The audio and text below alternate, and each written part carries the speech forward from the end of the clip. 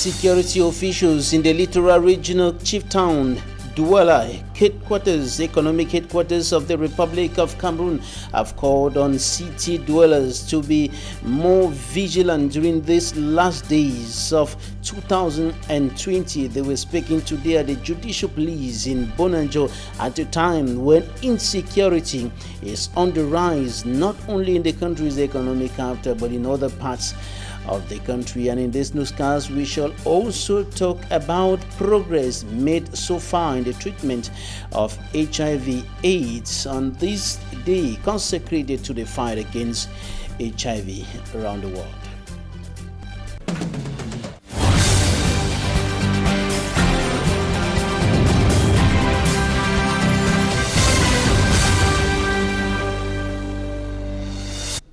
Thanks, ladies and gentlemen, for joining us on this edition of the Primetime Newscast on Equinoxe Television, live from my headquarters in Cameroon's economic capital, Douala. I am Babla Jonathan. At a time when insecurity is on the rise in major towns in the Republic of Cameroon, including the country's economic capital, Douala, security officials have urged the population to be more vigilant during these last days of the year. And they were speaking today while presenting some suspected bandits at the Bonanjo Judicial Police here in Douala's Manjikan Gabriel has more. 2 automatic pistols. Ça, c'est l'Italie qui fabrique ça.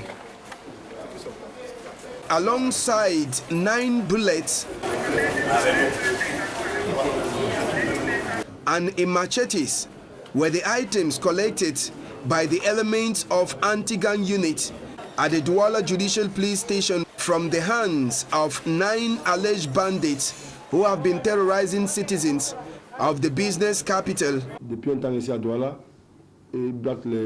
For a while in Douala, they have been engaged in stealing from the innocent citizens and taking away motorcycles. You will see that we caught them with 2 automatic pistols and about 8 bullets. It was because we caught the leader on time. That was how we got the other gang members at Cité, neighborhood in Douala. Nous avons interpellé un deuxième qui est venu au rendez-vous avec sa machette. Il était question d'aller braquer une moto à la cité. C'est comme ça qu'après l'avoir interpellé, nous avons interpellé tour à tour le receleur. According to security reports, for these bandits to take away your bike, one pretends to be a passenger while 2 others follow behind to forcefully take away the bike after putting you on gunpoint. One among the 9 caught and rejected the allegations. I was at a bar in my quarter with Michael when I received a call from my friend asking me where I was. After 2 minutes, I saw 2 anti-gangs entering the same bar, and there I alerted him about them. But after the call, I returned to my table where the anti-gangs caught me and beat me up mercilessly. After their presentation Tuesday, they will appear before the military court on Wednesday.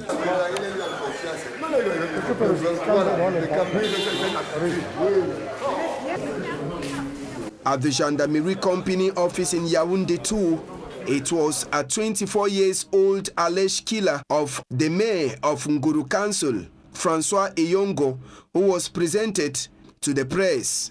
According to Lieutenant Pierre Ndunda, commander of the company Gendarmerie office Yaoundé 2, the alleged killer, Abesolo Raphael, wasn't in his first killing operation. Abesolo Raphael was caught with an automatic pistol which he uses to carry out his operation and items he had stolen.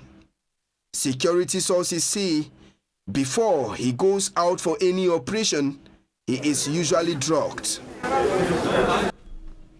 10 lawyers have decided to kick against the decision of the Cameroon Bar Association to engage in a 5-day strike action against what is qualified as attack on lawyers and the legal profession in the country, notably by administrative and security and defense forces.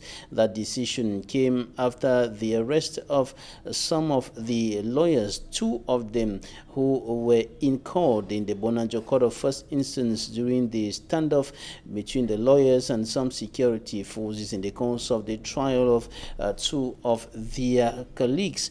And some of the lawyers think that it wasn't the right decision taken by the Cameroon Bar Council to boycott courtrooms for 5 days. Details in this report by Équinoxe, who brings to us the reaction of the Cameroon Bar interim president. Despite effectiveness of the 5 days nationwide sit-in strike initiated by the Cameroon Bar Council to protest their humiliating attacks, abuse and maltreatment by magistrates, the government and its security forces in recent days, some 10 lawyers in a 3-page communique bearing their signatures disassociate themselves. To them, it is pure injustice being crowned on some of them who rely mostly on execution of their duties for their daily needs. Though admitting there was an attack on lawyers and regretting it, they write to the Bar Council to express their opposing opinion for boycotts of courtrooms, which will only penalize them. They have pledged to answer present in courtrooms to defend their clients, especially as opportunities for profitable cases draw near with regards to the December 6th regional elections. To them, this strike that will see only a category of lawyers benefit from it will be gross injustice and scandalous, thus need for them to avoid such scandal. In response, the interim Bar Council president tells the 10 opposing lawyers, "You have mistaken on the recipient because in reality, the resolution for which you disassociate yourself was taken by members of the council. Consequently, you will want to make the case of your disassociation from this institution, which in view of the provisions of Article 3 of our internal regulations is an operating organ of our Bar Council. It is understood you disassociate yourself from the resolution, but in essence, your slingshot is only on one of the measures. What should we note? Are you therefore in solidarity with the other 2 measures? Finally, you disassociate yourself and, as a result, what do you intend to do through this separation? Should we too disassociate ourselves from you?"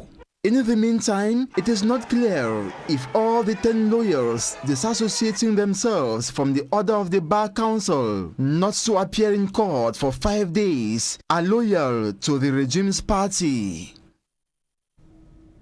Inhabitants of Fumban in the Nun Division West region of the Republic of Cameroon are now seeking solutions to what is qualified as a traditional catastrophe, an incident that occurred at one of the significant and historic monuments of that part of the country, not only for the people of Fumban but also for the entire people of the Nun Division. A fire incident which occurred at that monument that is at the entrance into the town of Fumban, and of course the authorities in that part of the country were there to see actually what happened, and the people are attributing it to some happenings, some supernatural happenings linked to the tradition of the people, the cultures and traditions of the people of Fumban and the Nun Division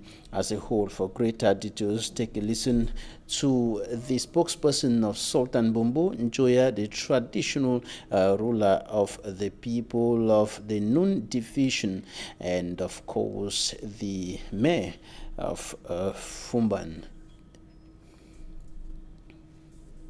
Tree was burned, but this entry They built it in 70 years old. He was the 11th king, Bombo, who decided to build the entry of Fumbai. You know, Fulani people used to come and want to Islamize us by force. One Bamung man suggested to the Sultan to build a hole to surround the town with a big hole, so to avoid Fulbe people to destroy our kingdom. If we can build it before the 1st of January, I will be very, very happy. So we will try to contribute to the building and to make this entry more beautiful than what our forefather built in 17th century. S'est réveillé ce matin avec un spectacle qui n'est pas. Inhabitants of Fumban woke up this morning to a heartbreaking scene. We as Africans know what an entry gate to a city or town symbolizes in our respective cultures and traditions. I believe this is one of the most unique entry gates among towns. We have entry gates to private properties, we have entry gates to chiefdoms, but the entry gate to the city of Fumban is unique and one of a kind in Cameroon.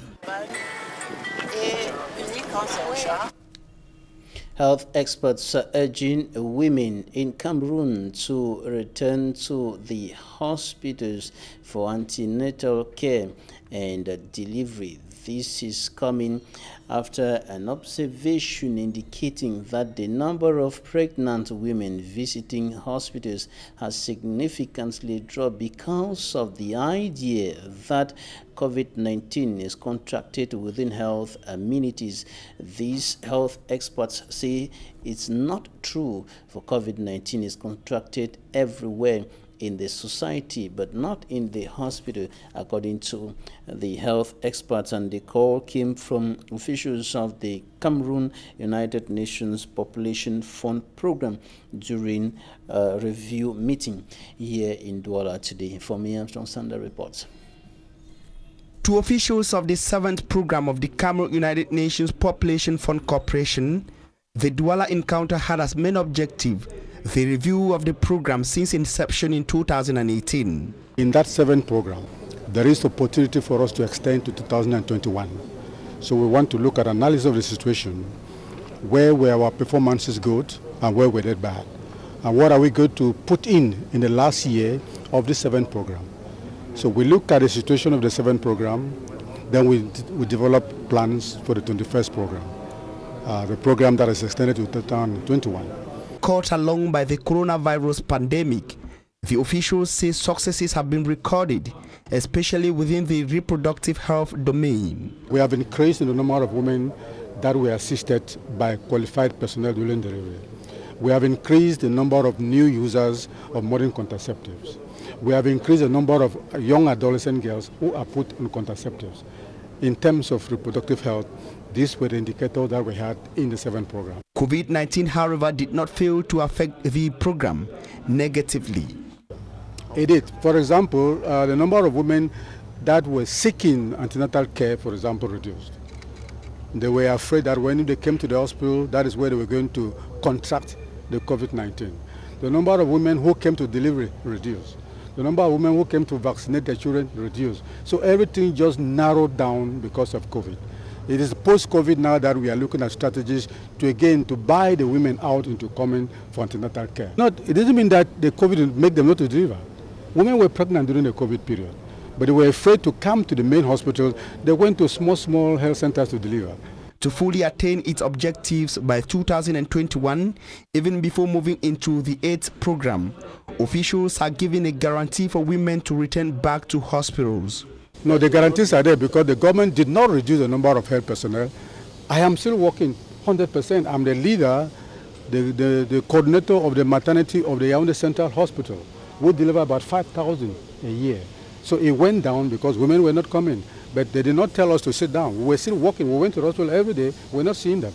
So now that we are still there, they should come. La Quintini is there. Bonasama is there. The doctors have not been touched. They are still there. some of the challenges of the 7th program included insufficient health facilities, limited health personnel, and limited upgrades of health facilities into modern ones. And on this day consecrated to the fight against HIV and AIDS around the World Health Organization is urging leaders around the world to maintain services during the COVID-19 pandemic, and the pandemic has adversely affected the clinical care and prevention of HIV/AIDS. Greater details in this extract of Dr. Esteban Martinez, Associate Professor of Medicine, University of Barcelona. Take a listen. In a great impact on both clinical care and prevention, particularly clinical care. There has been a decrease in laboratory procedures, also in visits, and we have, above all, trying to maintain delivery of medication. We have tried to ensure that every patient got his or her treatment, not to lose viral control, the control of the illness. One should not be surprised that the number of diagnoses may have decreased because the facilities to grant those diagnoses have been either closed down or working at a very low capacity. So this is expected. What we do not know is whether this reduction reflects a real decrease in the incidence of diagnosis. We fear that the incidence of diagnosis is still the same as before, but most of them have gone missed or underdiagnosed. The consequence of that would be that those people who may have been infected but are not readily diagnosed may progress to a worse clinical situation, and also they may be spreading the infection without being conscious about it. Well, I think that's the part that has been most well preserved. I think for those patients already on clinical care, we have tried to maintain, to secure the availability of antiretroviral therapy, and at least this is true for Europe, but probably not the same for emerging countries in other parts of the world. HIV treatment changed within the last few decades. While responding to this question, Dr. Kimberly Smith, healthcare expert, highlights a significant progress made in the treatment of HIV and AIDS. Take a listen. Think about HIV treatment in the early days. It was very complicated. Individuals needed to take many pills every day, 20 or more, multiple times a day, to the point where individuals sometimes needed an alarm clock to remind them of taking their medicines. Not only were they complicated, but they also were associated with many difficult side effects, which made it hard for people to consistently take their medications. And so over the past few decades, we've made significant progress. Individuals now can take as little as 1 pill a day to keep their HIV under control. And that's a major improvement. We have developed a new treatment called Dovato, and it is a medication that is 1 pill, but it contains only 2 medicines. And that's an improvement over other regimens that contain 3 or more medications. And so why is that important? Well, we know every medication has side effects. And so if you can reduce the number of medicines by 1/3 or maybe even half, then hopefully you can reduce the number of side effects that individuals have experienced over time. And that's really important when you think about individuals taking medicines over decades. You know, decades of side effects can be difficult for people to handle. So what we're excited about is simplifying therapy, fewer medications, fewer side effects, which will allow people to be successful at keeping their virus suppressed over the long term. And if they keep their virus suppressed over the long term, they can live lives that are as long as individuals who are not living with HIV. In addition to that, individuals who have virus that's suppressed don't pass HIV on to their sexual partners. And so we think that's really an important advance. and very exciting for individuals living with HIV to have that new option. Well, again, the goal is to really try to make HIV treatment a lesser part of people's lives. We at ViiV Healthcare believe that people should only take as many medications as they need to keep their HIV under control. And keeping their HIV under control means, again, long, healthy lives and not passing HIV on to their partners. And that part about not passing HIV on to sexual partners is very important at empowering individuals and reducing stigma. And that's one of the biggest challenges that people who are living with HIV experience, is that HIV is still very stigmatized. And so we think that this is a major advance to be able to say, what we say is U equals U, undetectable equals untransmittable. And so to be able to reduce the number of medications necessary to get to that undetectable virus is a major advance forward. And this is where we end this primetime edition of the news on Equinoxe Television. Do stay with us. Equinoxe is up next.